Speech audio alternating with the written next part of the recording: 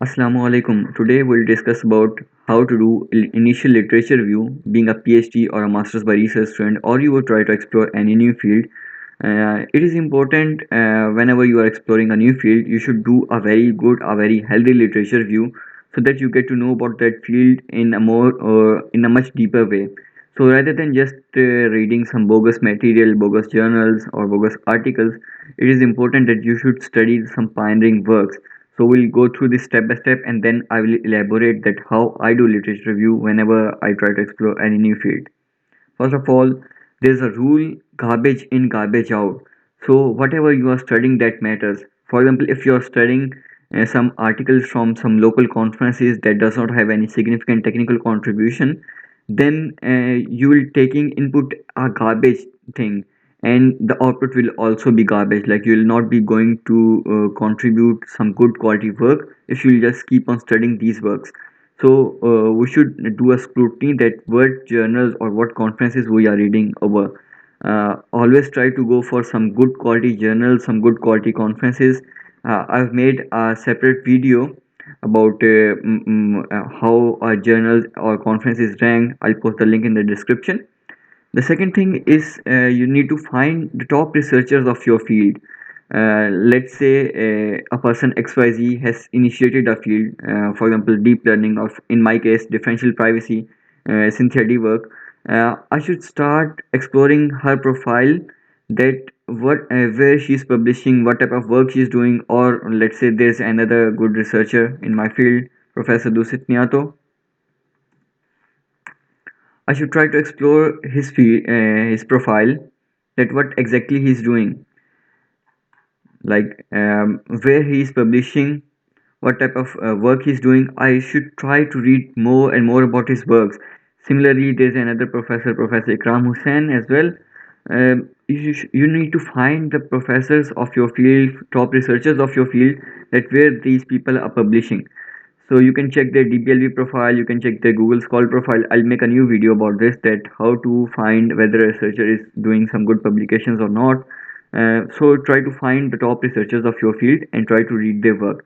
Sometimes there are some top labs of certain institutes, or some top labs of your field that are doing a really good work. You should try to study the works of these labs as well, like where these labs are publishing, what type of projects these labs are doing. For example, there's a machine learning group in MIT.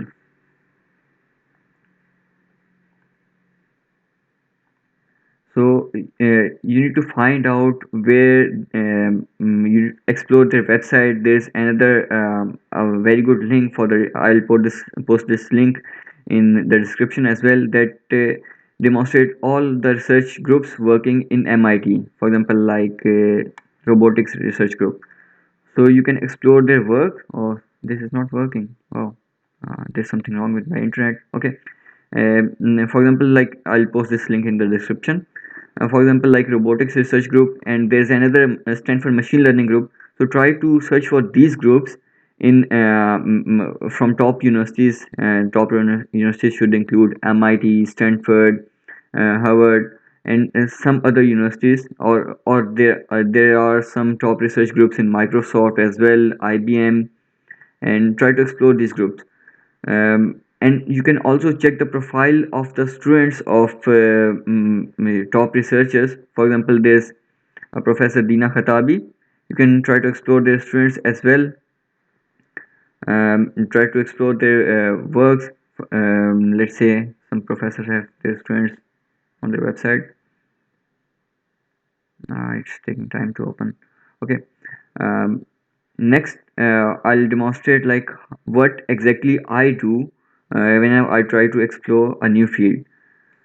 uh, I find around 50 research articles of my field, 50 top survey articles from top ranked journal. Let's say if I write for differential privacy, I try to work over differential privacy. I'll write differential privacy survey in IEEE Explore, and then I'll do a scrutiny that where I want to search for this article. IEEE Access, IEEE Communication Service and Tutorial. I don't go for the conferences, because Surveys are not usually published in conferences, so always try to go for good journals. Relatively transaction on big data, transaction on information for forensics. Okay, let's say this is the first work. I'll collect a list of 50 top works, 50 top papers, 50 top survey papers, and I go through them surfacely. For example, this is the first work, differential privacy for cyber physical system. I try to read its abstract, and then I try to see what exactly happens or what exactly is demonstrated in this work. Then I try to scrutiny about, of all the work. Next, after going through these 50 works surfacely, I choose 8 to 10 works in this field that are from definitely from top journals or from top researchers, and I try to study these papers in detail. For example, I've picked this work and then I try to read this paper completely, like rather than skipping any section or rather than skipping anything. And because these are survey works are not much technical, you can go through these survey works and they are meant for the people to understand that what exactly is going through this field. So try to study these works in detail, like 8 to 10, at least 8 to 10 survey articles. You'll find out that these survey articles actually give you a deep detail of any specific field. Specifically, whenever you are reading a survey, try to go through the future research directions or the challenges and future research direction section of this work. For example, open issues, challenges, and future directions. This will give you a brief insight of where you can do some sort of technical contributions. The next thing, after reading these surveys, I get to know basics of this field.